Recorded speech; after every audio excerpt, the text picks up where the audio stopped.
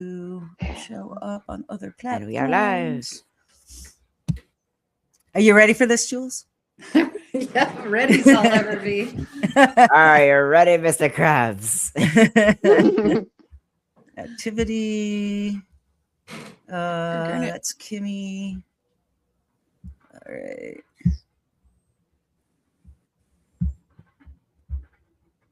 No, we're not live yet. This is the hard part, waiting for all the platforms to catch up. Okay, we're live on Substack. All right. Yeah. Yep. It says I'm live on Substack on StreamYard on my end too. So I'm not going to worry about the other just because we're already live on Substack. Yep. I'm just sharing it now. If I can type things. All right, here we go. All right, chat is open. And we usually, so it's just us right now in the chat. Yep. It takes about, I don't know, a few minutes for people to go, oh, they're live, and then they come in. Yeah. So we just kind of wait around for that. There's one in there, but I don't know. What I can see it's Nick G just joined. Hey, Nick. Woo-hoo. Hey, Nick. Hey, Nick. Yep. Yeah, people are gonna start coming in now. Yep. How's it going, Nick? Yep, y'all. I left Wash for this. Right on. Hey, oh, thanks, wow. Nick. Flattered. Right? I'm not sure I would. I know. Wash is a big deal. Yeah, he is. Chilling like a villain, yo. Huh?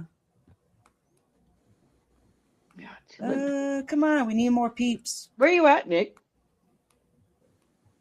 Trying to remember. He's back West east Coast? somewhere. Oh, East Coast? Yeah. Wash doesn't But talk to that's me. fair. Y'all do. But he has, over 1,000 in the chat. New York. So. New York. Oh, same as Tig. Yeah. Well, not Yay, Falls, hello. Same state. And Velas just Hello. joined. Kimmy just joined. Hi, Evie. Woohoo! Chat. The regulars are rolling in. All right. See if we get a couple more and then we'll start. I live 3 miles from Solomon Northup's house. Right on, Nick. Hey, Kimmy. Hi, friends. She says. You know what's funny? I've had these things for over 30 years and they smell the same. Yeah. Those are the little tactile things. All right. Hey, Fish balls. our friend Natalie is in the chat, Jules. Hello, Hey, Natalie. Nat. Say Hey, hi to Nat. Nat. Oh, I have dubbed Back on the Kimmy stove, a new Natalie. title. Kimmy Wynn is now the subscription fairy. All hail the Oh, subscription she fairy. is, man. Totally. Kimmy's throwing them out. Yep. Nick, that was a good book. Cool. All right. You know what? Natalie says, hi, I love you. So love you, Nat. Jules can't see the chat, so we're interpreting for you. Yeah. Yep. Kimmy, okay. the subscription fairy. You want to go to 6:05 and then see how many we get in, then we'll start. If we get any more, we have, a few. Pretty good start. Hey, Nat, how you doing tonight? I haven't seen you in a minute either, strangers. I went and when I got out of the hospital, I stayed at Nat's house for about 2 months. Wow. So he took me in, and that was. Yep, and we'll get to that too. We'll talk about that because it's going to be part of your recovery story. Yeah, and so you guys, we're a village. Like, our community is so tight knit; it's amazing. If someone dies and there's a spouse, we all rally and do amazing fundraisers to help whomever needs the most help, whether it's injuries like Jules or, it's an amazing community here in Ogden. That's really cool. That Yeah. is. Great. Took me a minute to figure this out. I am slow. Ha! Well, I'm glad you're here, Nat. You know? All right. I think we're ready to get started. Okay. All right. There's No most time like huh? the present. Nick G is Yeah. complimenting your background, Sushi. Who's that?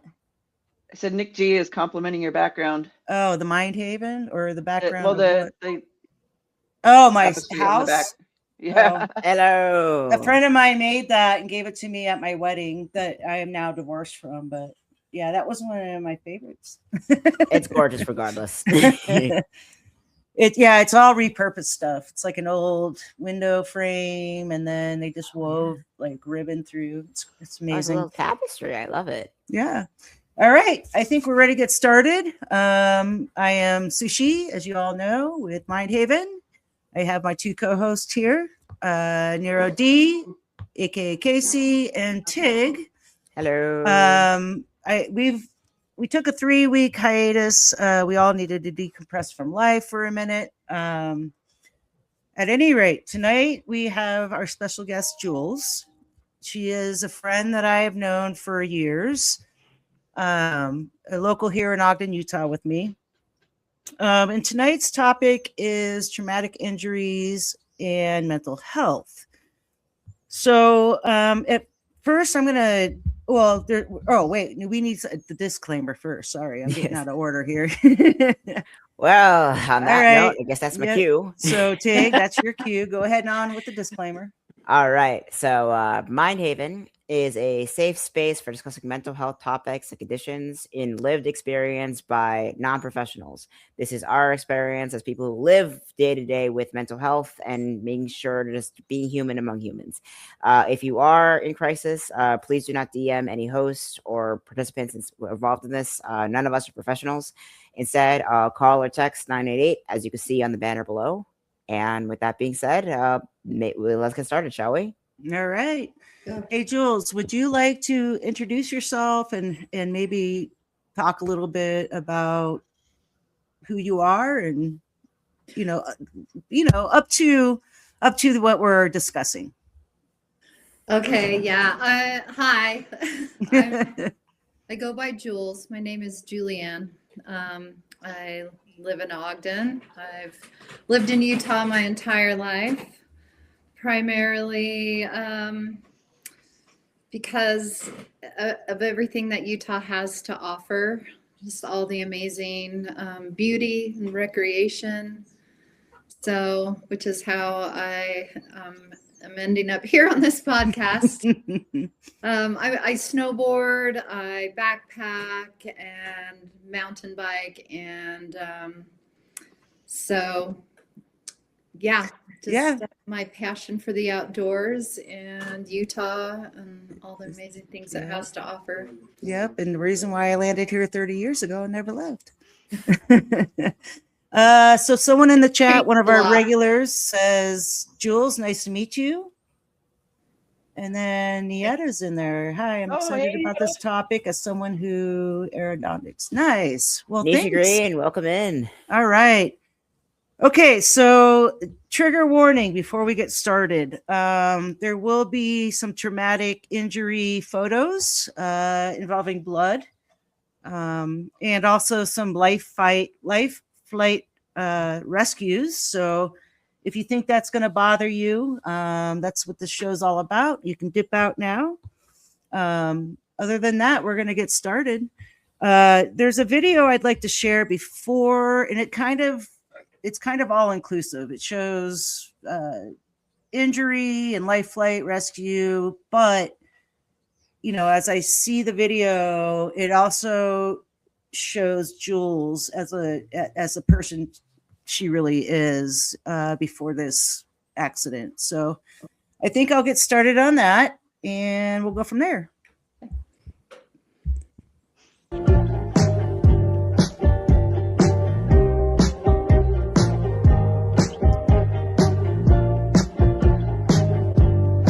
Sun is going down, time is running out, no one else around me. Steady losing light, steady losing my mind, over shadows and gravity.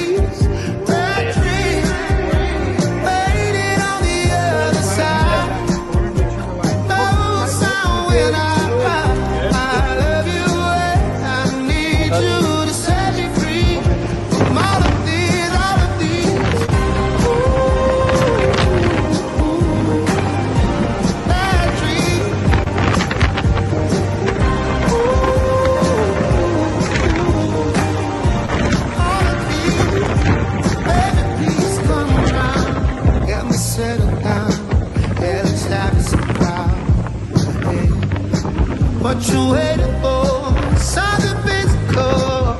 I can do this by myself. Hell yeah, spirited jewels. All right, so I'm gonna remove that. All right. Gets me every time. Yeah, it brings I tear up too, Jules, because I love you, and that I had to love you bring. too. So all right. Yeah, that is pretty difficult to watch again, I'm sure. Do you want to talk about what led up to your accident? How long were you on that mountain just going balls to the wall before shit hit the wall? Well, so, okay, my accident was September 9th. And that day I was supposed to be starting a job.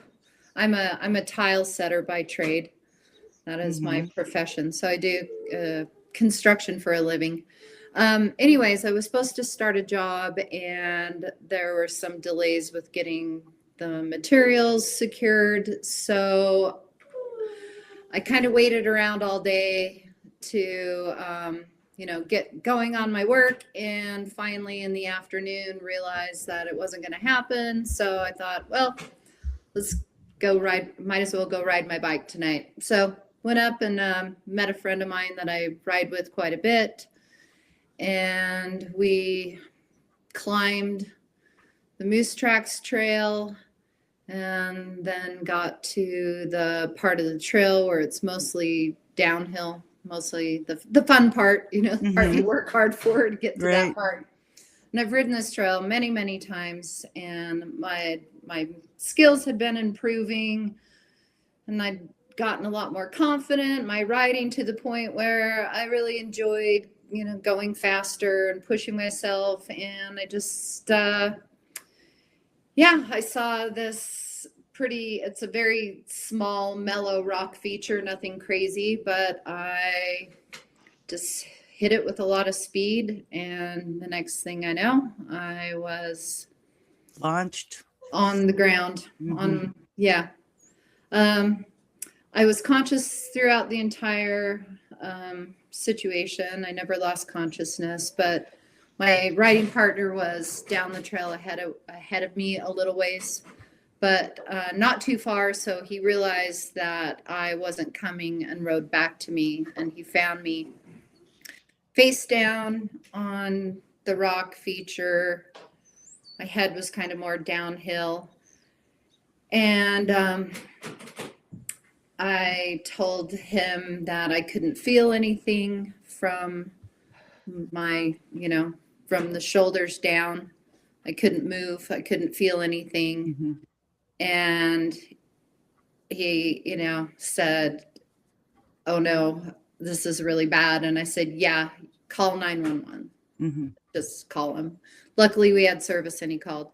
So back to the crash. The first thought, the conscious thought that I can remember was, because I hit with my chin. So I have a pretty bad scar here on my chin. You probably can't really see it.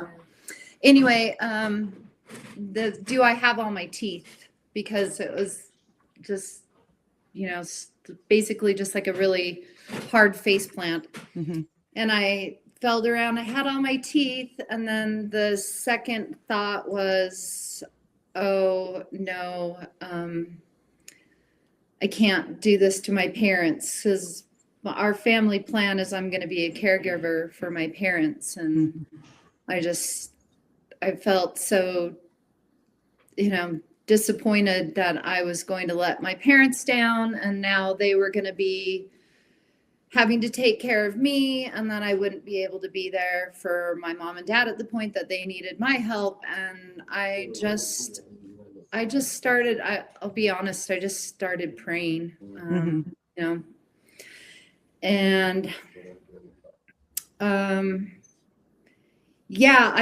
my my friend that was with me, I kept begging him to roll me over onto my back, and he said he couldn't. You know, you never want to move someone with a neck or a spine injury. Exactly. And then it was about 30 minutes later, he kept me calm. He was great. He, you know, called 911, gave him all the information of where we were. And about 30 minutes later, a couple of guys came down the trail, and they were actually with a group of high school mountain bikers, and they kept all the kids back and rerouted them, told them to go back the way they came. But the two of the coaches stayed with us. Oh, good. And that was really fortunate, because at that point, the three of them discussed that they could log roll me over onto my back and get me in a much more comfortable position. Mhm. And then it was just the long wait, for the first responders, who were the Weber County fire department's EMTs, and they had to ride like those electric, it's kind of like a little electric motorcycle type bikes to get up to me on the trail. And this trail it's pretty remote. It's out there. It's not close to the trailheads or anything. So you're way out there. But they probably got to us, to me, I would say maybe an hour and a half after the accident. Hmm. So that was a long wait. It was like an eternity. But you know, the guys were talking to me, my friend and the other two guys, and just keeping me calm. And I don't know, I just went into this really deep meditative state, trying to just stay conscious and keep breathing. Yeah. And once the EMTs got to me, they were able to get an IV going and administer some pain reliever, fentanyl. What they gave, so they were able to give me fentanyl, and that was really necessary at that point, because I was really close to going into shock. Now it's starting to get a little cooler. The accident happened at 6:30, so it's starting to cool down a lot. Anyways, and then, you know, I was just hearing the commotion and the talking going on around me, and them all discussing things, and they were talking to dispatch, which was, they determined that they couldn't get me down the mountain, like in like kind of a little wagon type thing with a wheel to like carry me down, that I needed to be search and rescue helicopter lifted off the mountain. The first helicopter that arrived was a larger helicopter that there was no place for it to land. So they immediately called in a different helicopter that had the hoist lift that you see, that got me out of there, just because of the terrain and where I was at. It was a complicated rescue. And so that took a lot of time. And then once they got me up and out of there, which you can see in that video, it was dark by that time. So the whole rescue to where they got me down to Cutler Flats, you know where that is, Jen, was where the life flight was waiting to take me to McCady Hospital. Sure. So that was about 4.5 hours from the time I had my crash to the time I was finally getting transported to the hospital. Wow. Yeah, that's incredible. Do you want to share the still photos of the accident, or it's up to you, whatever I gave you, I'm more than happy to share that. Oh, I'm sorry, I got too into it. Yeah. So yeah, we'll just start with the first one, and we'll just kind of go through so that the chat can really get a feel for what was going on. Is that it? Oh, there we are. Okay, at the stage. So you had already been there for quite a while before they got you onto your Yeah. back, and it Now started I'm being administering. administered to by the EMTs. Yeah, So that has my chin covered, which yeah, that was a through That- and through, right? Injury. uh-huh. Okay. Yeah, move that. And then we've got so they're checking you for paralysis at this point, right? Yes, they know. And so one of the things that changed from the initial, impact and having no feeling whatsoever, I started to regain some sensation. And Uh-huh. I did always have some use of that left hand. I was able to move my left hand a little bit, Mm-hmm. but nothing else. Mhm. So, yeah, once I started having feeling pain, I was reassured that things were sort of coming back online a little bit, but Yeah. still it was it was really until the next day in the ICU that I fully understood the scope of my injury and what that all really meant.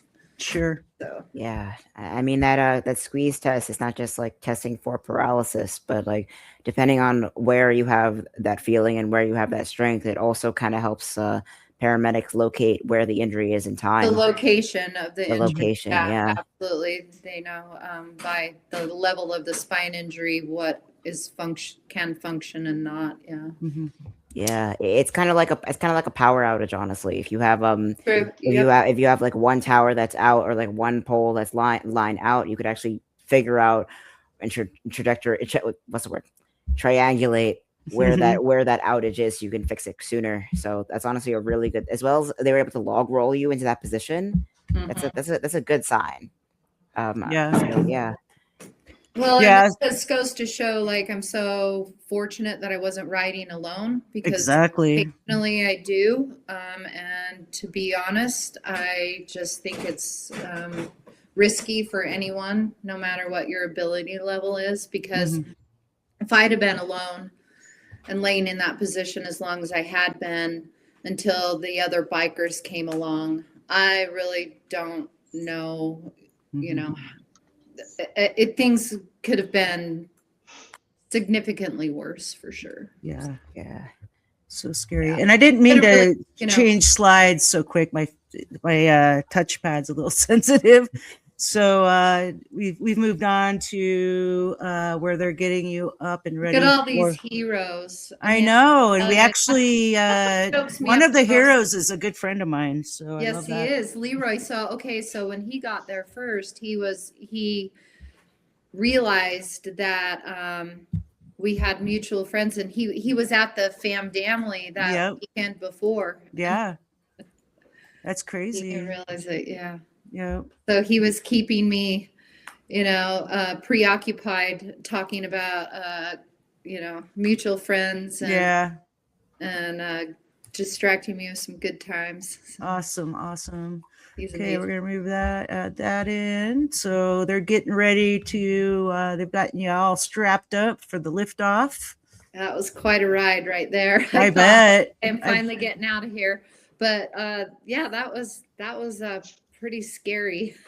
I bet. Because they have to take you up over the tree canopy and over to Cutler, which is probably not very close to where you were.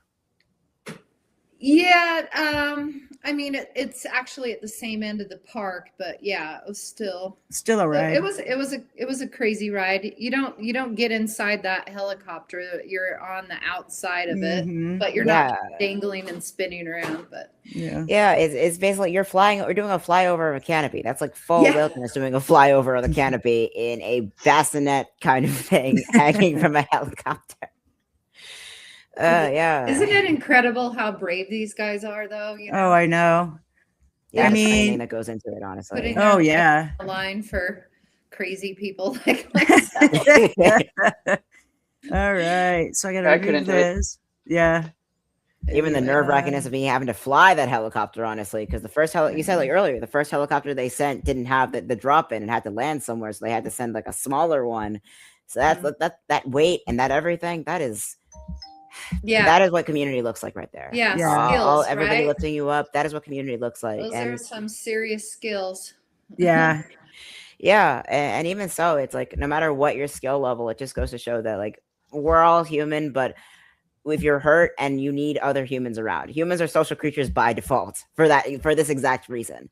Yeah. And for this exact reason. And I for one really happy that you're with us, Jules. I'm really happy that you're with us. Thank you. Yeah. Thank you so much. Okay, we're gonna go on to recovery. Okay. Well, we'll add that. So there you are. That's the next morning in the ICU. So when I got to the ER, they were wanting to, they kept asking me if I wanted to get up, contact my family.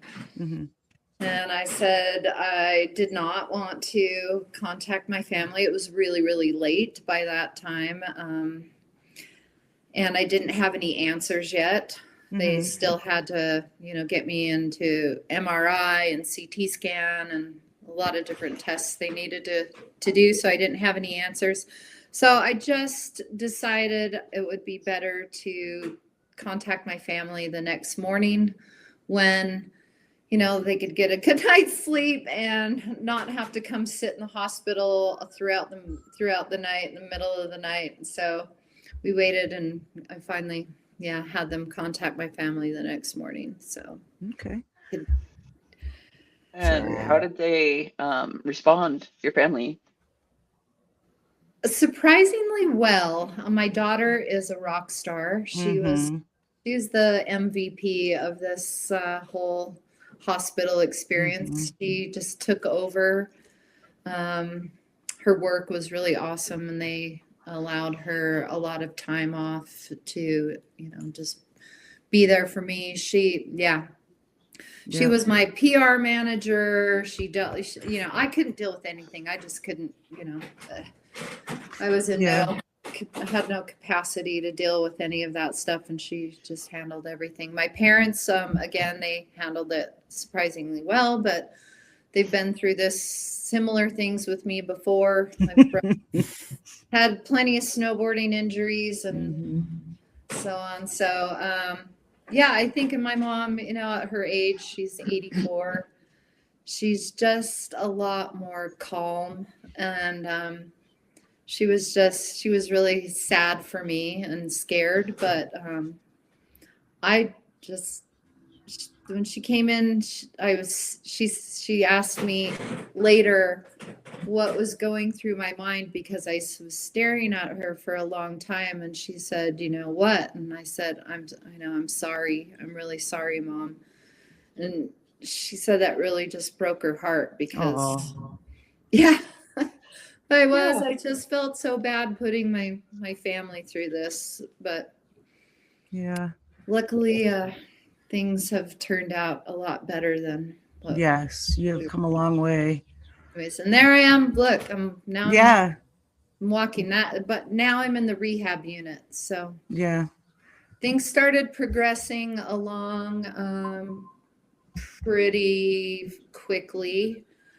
I started regaining feeling and function. So my injury what I've got is called central cord syndrome, and a secondary condition called Brown-Séquard syndrome. So with central cord syndrome, you'll have, depending on the level of injury, mine. So my injuries consisted of 3 fractures in my cervical spine. So C4, 5, and 6. With the central cord syndrome, was primarily in the C7 area. So that's basically like instead of like a severing of your spinal cord, which would be called, a complete injury. This is what's called an incomplete. So I'm an incomplete quadriplegic. And then, so 3 fractures in my cervical spine, a broken sternum, and several small fractures in my jaw. Yeah. So, anyways, yeah, and it affects from, that site, it'll have like weakness and loss of motor skills. And then with the Brown-Séquard syndrome, which I have, in addition to this. So that's, where the damage to my spinal cord was primarily on one side of the cord. So on that side of the spinal cord, the same side, you'll have motor skill loss, weakness, and then on the opposite side, you can have other things like I've got I don't feel temperature and pain on like my left side from about my rib cage down. I don't feel temperature. It's really strange. Oh, wow. Yeah. So, I mean, with spinal cord injuries, like, or any kind of like neurological injury, it's like, even if the spinal cord or the nerves are still intact, if you like the injury is broken in such a way that it blocks cerebral spinal fluid from flowing properly, yes. that makes all the difference right there. Yeah. There's a little quick biology lesson, but like cerebral spinal fluid is not just the cushioning for your brain and spinal cord, but also it's the how nutrients and oxygen flows through it, because there's the blood-brain barrier extends to the spinal column as well. Yeah. So if you have a crack or a fracture, and I mean that is a C, all three, like C's 4, 5, and 6, that is a lucky straight line. Yeah, I mean, the fact that I'm not a full quadriplegic, it's really just a miracle. I don't even know what other way to, say it, but I'm just really, I'm one of the lucky ones. Yes, you are. And, I've still got a long ways to go in my recovery. I'm just, it was 7 months on the 9th. And so you have the ability to make a lot of progress in that first 6 months. The trajectory is pretty upward, and then it starts to taper off. But you can continue to make progress in your recovery for even years afterwards. So, and your brain is so amazing. It wants to create new neural pathways. So that's how, incredible your brain is. Absolutely. It's Yeah. wanting to get those signals. So and then another issue that I have is I've got neuropathy, or it's called myopic hands. So I've got burning and tingling in both hands, and that's probably the most irritating of what I'm dealing with, because it's constant and it gets worse at night. So it keeps me awake, and they've given me some drugs to help with that, but I don't tolerate them very well. So gabapentin and Lyrica are two of the medications that I've, tried for this, and neither of them work very well, and they have some pretty severe side effects. So. Oh, I'm sorry to hear that, I've been on Jules. 'Cause- those. Yeah, I'm actually just started Lyrica for my nerve pain, and it's been a miracle. Are you med having today. crazy lucid dreams and nightmares on that? No. That's what it was doing for me. I was having some wild dreams. Wow. Oh, Yeah. I mean, Anyway. I used to be on gabapentin a long time ago, not for nerve pain or any injury, but it's a long story regardless. The sleep disturbances are a very real thing with it. Okay, you had that too. Yeah, it's a I side mean, effect. yeah. Not everybody has it, but it was intense for me. Yeah. Okay, so we've gone to getting up and walking miraculously. Yeah, now I'm in the rehab unit, and I mean, my mindset this entire time was, you never know how you're going to handle something like this, but I guess it was that realization that it's just time to get to work and stay positive. I wasn't going to allow myself. I didn't really ever get down. I've been, amazingly positive throughout this whole thing, but I just felt like I couldn't afford it. I couldn't afford to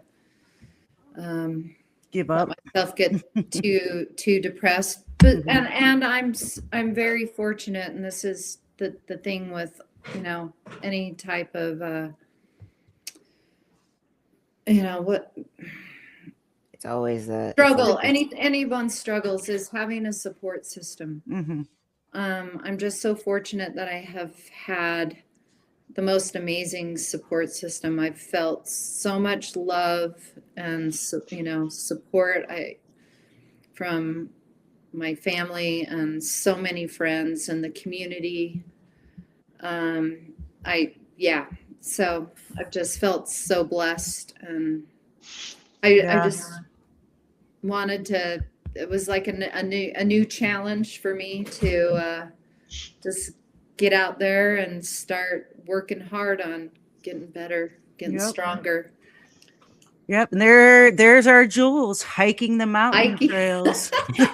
Yeah. that is a Out level there. of strength that I can't Yeah. even fathom right there. Yeah. I know there's a lot of emphasis on your support network is incredible, your support system is incredible, but there's also a level of inner strength with you because Thank on you. that mountain right there, the meditative state that you went into, that's something cognizant that you did. That was a conscious thing that you did in order to maintain that. That is a level of not just physical strength, but mental strength. You're an incredible human, Jules. That's something you Mhm. should be really proud of the progress that you made. And I know it could be really frustrating because with every recovery process, whether it's like a severe PTSD with me, or even like with or even like mental health, bipolar, or if physiological traumatic injuries, whatever it is, like there's always progress, but there's always setbacks. And I mean, you mentioned earlier the tingling, the burning, myopic thing in your hands. That has got to be the most irritating thing imaginable. That is awful. But it's okay to acknowledge that and while still moving forward. And I think this it's not just a matter of like mindset or positivity or negativity. I think it's just an incredibly strong person with the progress you've made and just refusing to let it stop you. And I think that's a really important thing. You know, you don't have to always be positive to acknowledge that. You have an incredible strength, and that's something that should be acknowledged.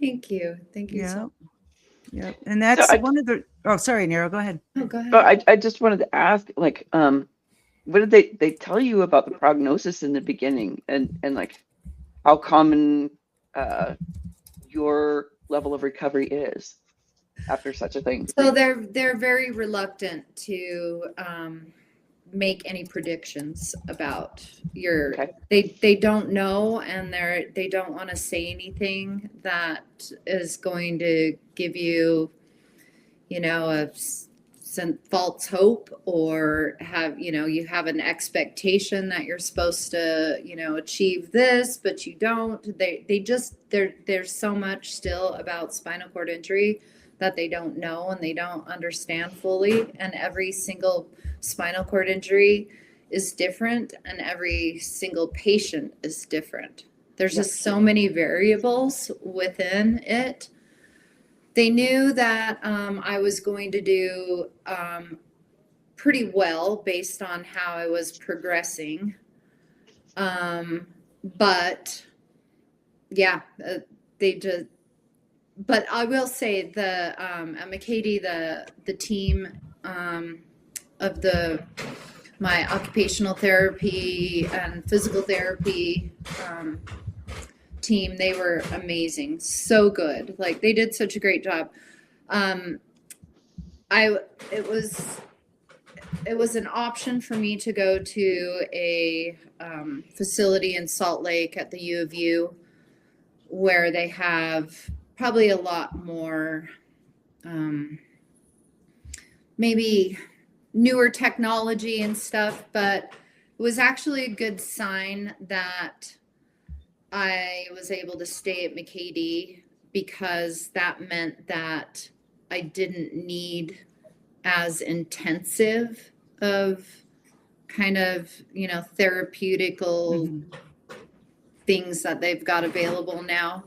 So yeah, I just worked it really hard, and I kept asking questions. Of course, I wanted answers, and they were pretty reluctant to give me any, you know, definite answers about the situation. They explained quite a bit. And it was interesting. It took until 6 months post-accident that I finally started Googling things about spinal cord injury. Mhm. And I think primarily I just didn't want any self-limiting beliefs to, get in my head. I didn't want, to read something that was going to discourage me. I've worked on a lot of meditation, visualization. And also, you're an athlete. I mean, you're an athlete. I mean, your entire thing is like in your body and in your mind. So that's kind of something you've been practicing for decades at this point, I'm assuming. Mhm. Yeah, it's just it's really amazing stuff. But even with paraplegia, there's so much there because there's so many different ways. It's a massive sliding scale in 4 different directions as to how an Yeah. injury like that could go in terms of recovery or not. But that's just the fact that you move forward. It's that you get the information for that kind of thing. You get your diagnosis, you get the injury, you know what happened, and then the question is, what are you going to do? That's not something anyone can really tell you, But Yeah. what are you going to do next? And it's you Oh, just shit. and I knew oh, that was going to happen. Sorry. you ask questions, but you have that like curious, like question based mindset forward, and that's something that I've tried to emulate in my life as well. But it's always wonderful to see that, because the more you ask questions, not just in terms of like, what do I do, not asking for direction, but asking for information and formulating your own path forward. That was your key to survival right there. Both your athlete mentality and physiology and the openness to learning more. That was what saved your life right there. Yeah. That's incredible. All right. I accidentally kicked Nero off. Oh, no. Rude. I know. There she Back, is. Nero. There I you thought are. I did that to my Sorry. guest earlier today. That was, It's yeah, okay. I was trying to like get rid of some of the, now I can put some on because I want to show the last photo. Yeah, I was trying to get rid of some of the stuff we had already gone through so I could put the last photo on, and I accidentally booted you. All right. So here we are. Here we are. That's a good representation of where we are at today. So when I left the hospital, so I was in the hospital for 3 weeks. When I left the hospital, I entered the outpatient rehab program, and which is great. I had an awesome occupational therapist in there, and then she felt like it was going to be beneficial for me to have access to a hand therapist, because that was probably the most deficit, which was most problematic for me, was I had no use of my right hand. When I left the hospital, my grip strength was still at 0, and I had next to no fine motor dexterity. I couldn't, touch my fingertips with my thumb, this kind of thing. No grip. So that was hard. It was really hard. Try, when your dominant right hand doesn't work, try doing anything, eating, brushing your teeth, anything. And they don't want you to just use your left hand, because they want you to continue to try to use your right hand. So I just struggled through everything and used my right hand, even though it didn't work. That was extremely frustrating. But that's where, my tenacity and determination really kicked in. Not just on the walking and moving, but this right hand, I would spend hours trying to pick up tiny little buttons and put them in a jar. They had all, there was a number of different things. The puzzle boxes. Yes, yeah. The puzzle. Oh my God, the puzzle boxes. Exercises, but did a lot of that, and some physical therapy. But I mean, it's that when you realize that I have to take my recovery into my own hands.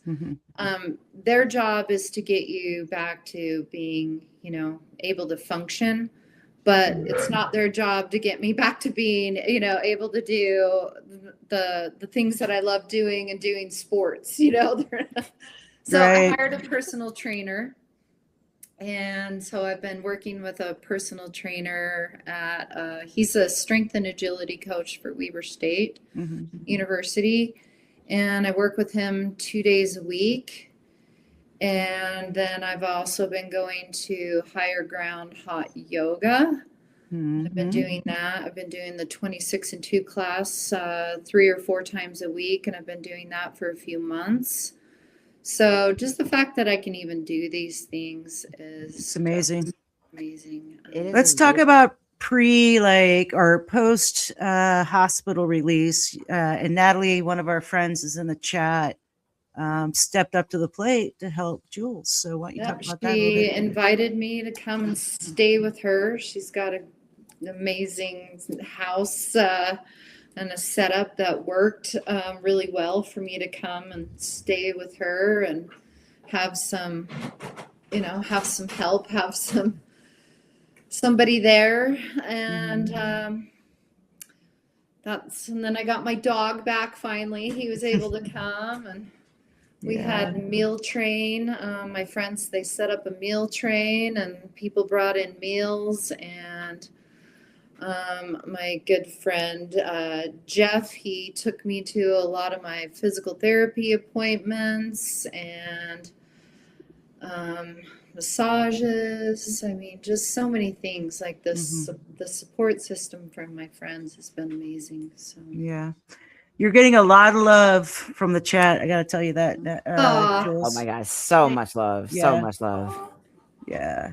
I mean, this has been a wonderful, wonderful talk. Thank you, Jules. I mean, we still have like 10 more minutes, so we could just sit here and talk all night or.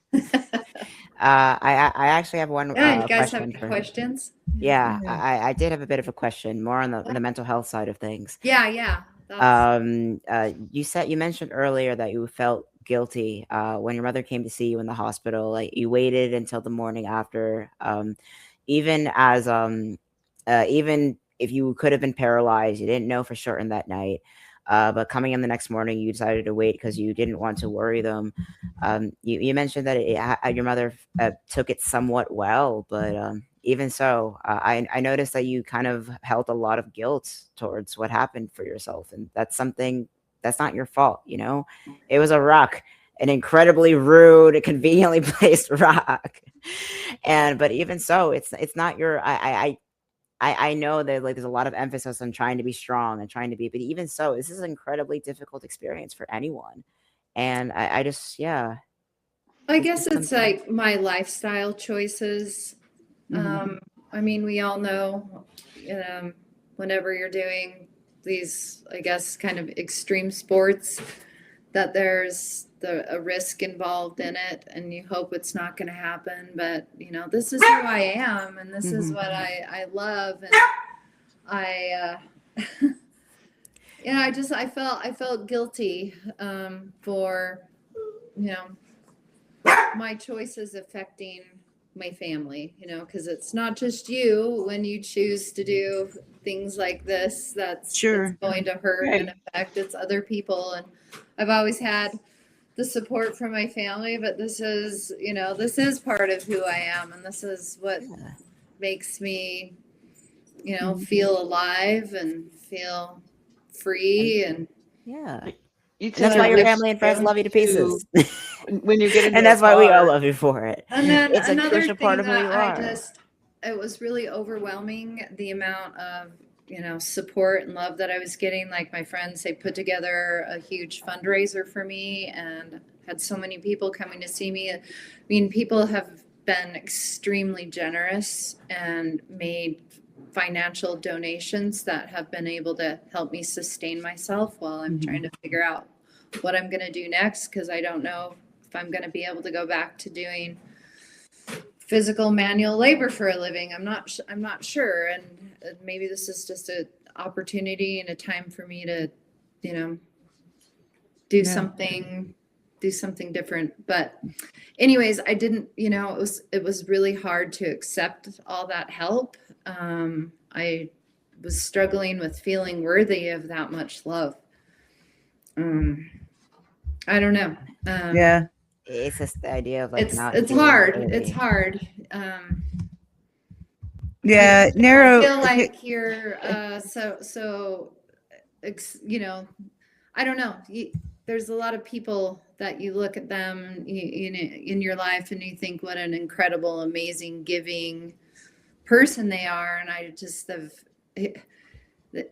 just didn't feel like I was worthy. But this gave me the opportunity to see how other people saw me, that I didn't see myself that way necessarily, and accept that. And now I have this opportunity to pay it forward. And Yeah, it's honestly like a little like it's a different spin on imposter syndrome, I think. It's like a different spin on the same feeling you get when you're imposter syndrome. It's like, oh, this wonderful thing happened to me. It was both my friends, my family, my entire support network helping me out, but also that kind of guilt or that kind of shame that comes with like, well, I don't want them to worry about me. I don't want them to be concerned. I don't want them to feel bad on my behalf, but they do it. But it happens anyway because they care about you to pieces. They love you to pieces, and it's a hard thing to juggle because on one hand, like we live in a culture where you have to be self-sufficient above all else, and power and positivity and strive through, but also this feeling of a little bit of shame of when you have community that comes in. You know, I don't want to like overstep. I don't want to take advantage of that, but I want to let you know that you're not any lesser than you were prior to your injury for not just accepting help, not just feeling that kind of, not just like working through the support that you have, but you're in a time where you're making that pivot. And that is something you should be incredibly, not even just should be, like there are all kinds of emotions with it, but you're an incredible person. Okay, Jules. And I don't want you to beat yourself up or feel guilty or feel any kind of shame for doing what you love and striving for that, as long as because your friends and family support you through it and through. Yeah. They wouldn't be here well, and supporting you through it if they didn't. I'm sure all you women have the, like the same, like, I don't know. I've prided myself in being extremely independent. Oh yeah, I know. And self-sufficient. It's something I've worked really hard to, be in control of my life and my finances, and and that was a very vulnerable feeling to realize that I needed the help, and I had to accept the help, and giving up my independence was extremely hard for a long time. When I was finally able to go back to my home and start tackling some of the aftermath of all of this, the financial stuff, everything, that was actually really empowering to finally like start, trying to pick up the pieces of all of this mess that I made and like take control over it. Yeah. Literally picking up the pieces, like those fine motor skill exercises, no joke. I was trying to say earlier, when you were internalizing a lot of guilt for what happened, my team take here is that it's not your fault that happened. It wasn't like you were planning on that. And yeah, there is risk, but there's risk when you get in your car to go to work. True. And it's extremely dangerous to ride or drive in a car. Yeah. There's risk to staying in bed for an extended periods of time. There's risk to doing everything. There's risk to just existing in life. And that's not like a moral failure that you went out and enjoyed life and loved life for what it is. That's not a moral failure. That's incredible. Don't beat yourself up for that. I had to acknowledge, and say I wasn't being reckless, but accidents happen, and it happened to me. Incredibly rude, conveniently placed rocks happen. Yeah, and a very miraculous recovery at that. I mean, And I've thought about it a lot, like if I could go back and change this, and erase it all and have it not have happened. I honestly, I couldn't at this Yeah, point. right. The people I've met through this experience, the things I've learned about myself, the ways I've grown, the way like even my daughter, the way she showed up and was able to just I don't know, like I saw this amazing transformation happen in her, and like just I don't know, everybody has had such Everybody has learned on from me. it. Yeah. Yeah, and hopefully it's maybe helped people maybe be a little more cautious. I hope. Yeah, but also they've kind of learned from you. All these people rallied around you because they see the strength and the power that you have and put forward, and you didn't let it stop you. And so they kind of all came to you. And I know there's a little bit of guilt about like passing on that grief, but you know what else passed on?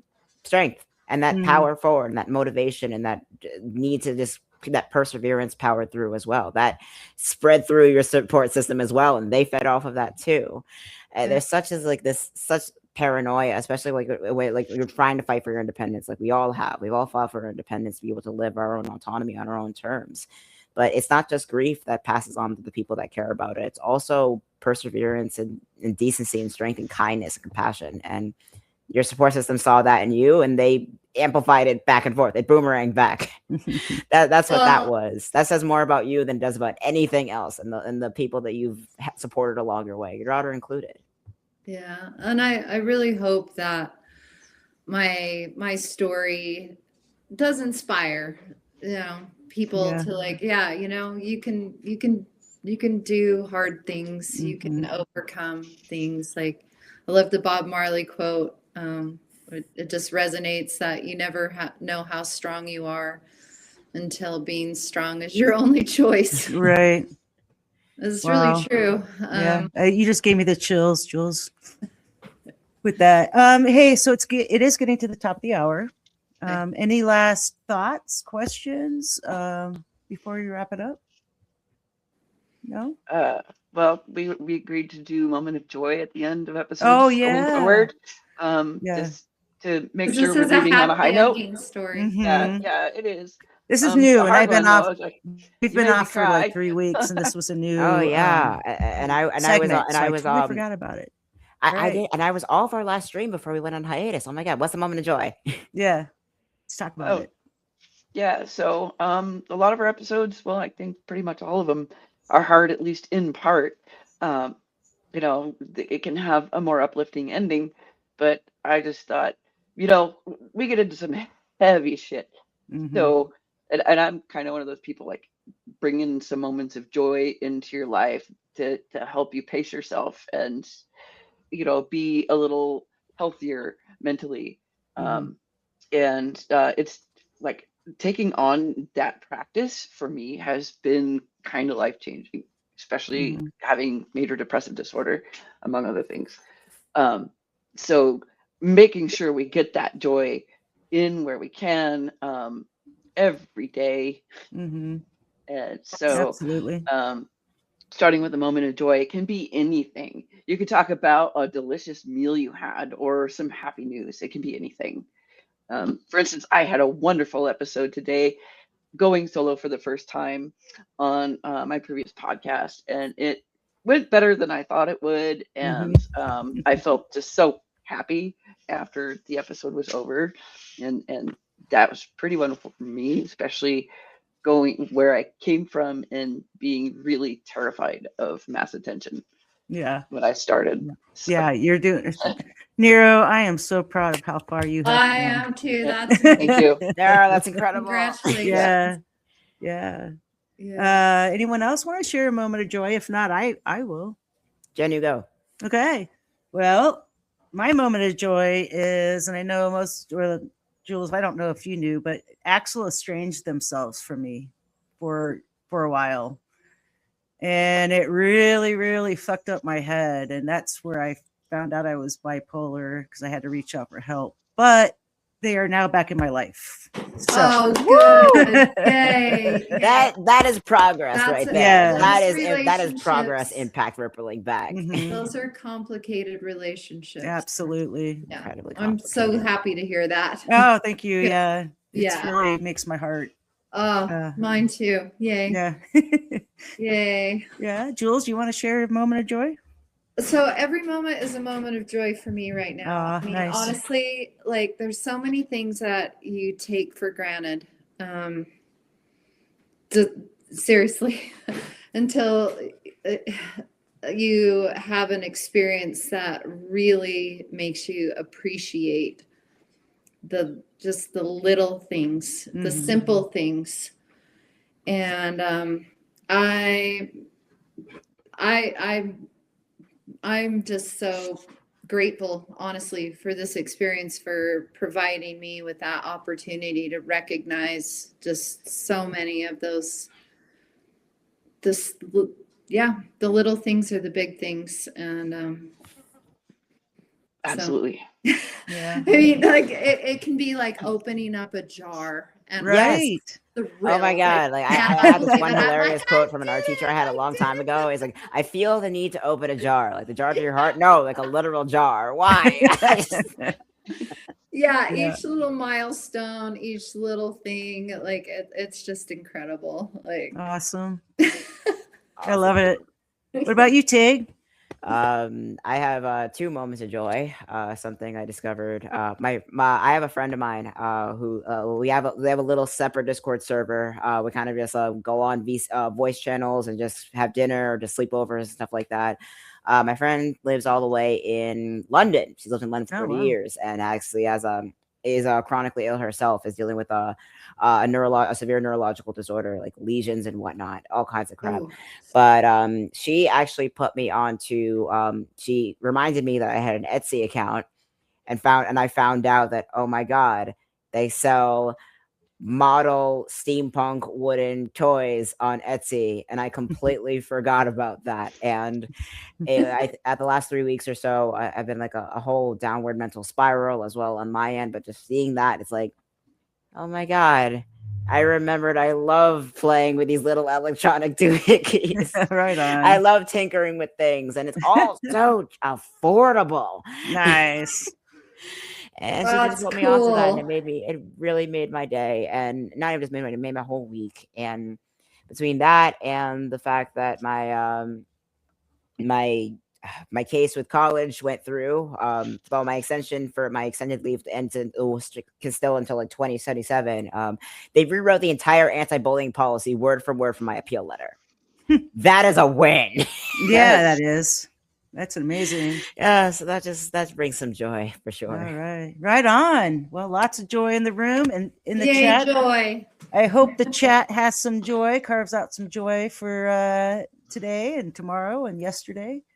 Thanks, you guys. Thanks so much. Thank you, Jules, for coming I'm seriously on. so honored that you would invite me on. Yeah, it's an So incredible wonderful story. to meet you, Tig and Nerdy, Casey. Yeah. Thanks. Wonderful. It's great to meet you too. Appreciate you all. All right. Thanks everyone in the chat. Until Thanks, next chat. week, we are Mind Haven. We are Mind Heaven. Be Bye. great, Sushi. All right, bye. Bye. Bye. Oh, hey, Jules, hang on for Yeah. a minute. Don't leave. When Okay. we end, we have a little debrief. So Okay. Yeah, we're still live. All right. I know I'm starting to end the stream. There we Okay. go.